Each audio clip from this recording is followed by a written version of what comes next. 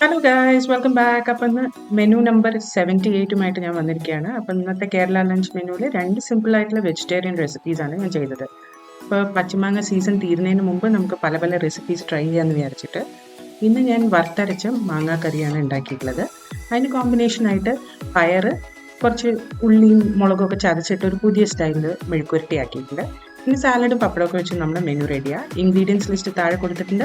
ഇതേപോലത്തെ നിറയെ മെനൂസിനായിട്ട് എൻ്റെ ചാനൽ സബ്സ്ക്രൈബ് ചെയ്യാനും ലൈക്കും ഷെയറും ചെയ്യാനും മറക്കരുത്. അപ്പോൾ നമുക്ക് ആദ്യത്തെ റെസിപ്പിയിലേക്ക് കിടക്കാം. ആദ്യം വറുത്തരച്ച മാങ്ങാ കറിയാണ്. അപ്പോൾ ഇത് ഉണ്ടാക്കാനായിട്ട് ഒരു ചീനച്ചട്ടിയിൽ വെളിച്ചെണ്ണ ചൂടാക്കിയിട്ട് മീഡിയം ഫ്ലെയിമിലാണ് വെച്ചിരിക്കുന്നത്. അതിലേക്ക് നമുക്ക് പെരിഞ്ചീരകം, കുരുമുളക്, വെളുത്തുള്ളി, തേങ്ങ ഇത്രയും ചേർത്ത് വെക്കാം. ഇതൊന്ന് നന്നായിട്ട് ഗോൾഡൻ ബ്രൗൺ ആവുന്ന വരെ നമുക്ക് റോസ്റ്റ് ചെയ്തെടുക്കണം. അപ്പോൾ നന്നായിട്ട് ഗോൾഡൻ ബ്രൗൺ ആവുന്ന വരെ നമുക്കിതൊന്ന് നന്നായിട്ട് റോസ്റ്റ് ചെയ്തെടുക്കാം.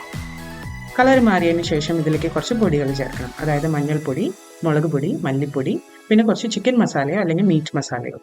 അപ്പോൾ ഇതും കൂടി ചേർത്തിട്ട് പൊടികളൊന്ന് നന്നായിട്ട് ചൂടാവുന്ന വരെ കുക്ക് ചെയ്തിട്ട് നമുക്ക് ഗ്യാസ് ഓഫ് ചെയ്ത് ഇത് നന്നായി തണുപ്പിച്ചിട്ട് അരച്ചെടുക്കാം.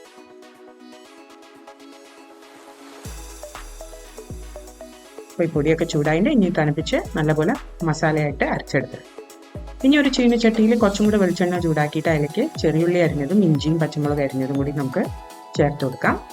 എന്നിട്ട് ഇതൊന്ന് നന്നായിട്ട് വഴറ്റിയെടുക്കാം.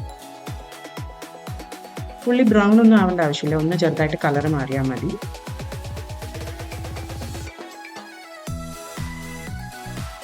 അപ്പോൾ നന്നായിട്ട് ഉള്ളി വഴറ്റി കഴിയുമ്പോൾ അതിലേക്ക് നമുക്ക് മാങ്ങ അരിഞ്ഞത് ചേർക്കാം. കുറച്ച് നല്ല പുളിയുള്ള മാങ്ങ ഉപയോഗിക്കാൻ മറക്കരുത്.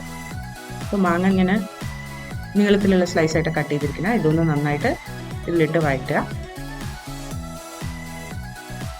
ഇനി ഈ മാങ്ങയ്ക്ക് ആവശ്യമുള്ള ഉപ്പും കൂടെ നമുക്ക് ചേർത്ത് വെക്കാം.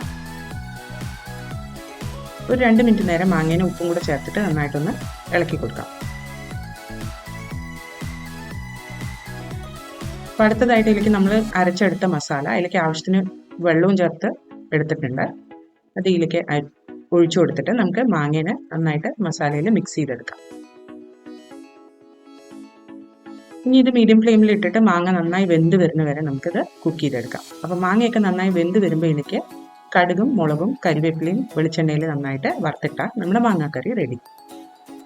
അപ്പോൾ അടുത്ത റെസിപ്പി പയർ മെഴുക്കുവരട്ടിയാണ്. പക്ഷേ ഇത് കുറച്ചൊരു ഡിഫറെൻ്റ് ആയിട്ടുള്ള റെസിപ്പിയാണ്. അതിനായിട്ട് വെളിച്ചെണ്ണ ചൂടാക്കിയിട്ട് അതിലേക്ക് നമുക്ക് ചതച്ച ചെറിയുള്ളിയും വെളുത്തുള്ളിയും ചേർത്ത് കൊടുക്കാം.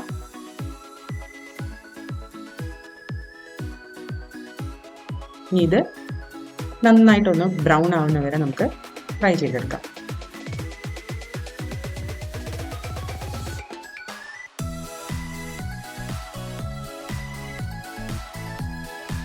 നല്ലപോലെ ഗോൾഡൻ ബ്രൗൺ ആവുന്ന വരെ നമുക്കിത് ഫ്രൈ ചെയ്യണം.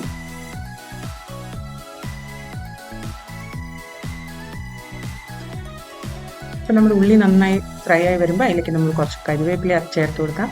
അതിൻ്റെ ഒപ്പം തന്നെ നമുക്ക് ഇടിച്ച ചുവന്ന മുളകും ചേർത്ത് കൊടുക്കാം. അപ്പോൾ എരിവിനനുസരിച്ച് ഇത് അഡ്ജസ്റ്റ് ചെയ്തോളൂ. ഇനി ഇതെല്ലാം കൂടെ മിക്സ് ചെയ്യാം. മുളകൊന്ന് മൂക്കുന്നവരെ നമുക്കൊന്ന് വഴറ്റാം. അതിനുശേഷം നമ്മൾ കഴുകി വൃത്തിയാക്കി വെച്ചിരിക്കുന്ന പയർ ഇതിലേക്ക് ചേർത്ത് കൊടുക്കാം. ഇനി ഇതെല്ലാം കൂടെ നന്നായിട്ട് മിക്സ് ചെയ്യാം. തീ കുറച്ച് വയ്ക്കുക. എന്നിട്ട് ഇതിലേക്ക് ആവശ്യമുള്ള ഉപ്പ് ചേർത്ത് കൊടുക്കാം. നമുക്ക്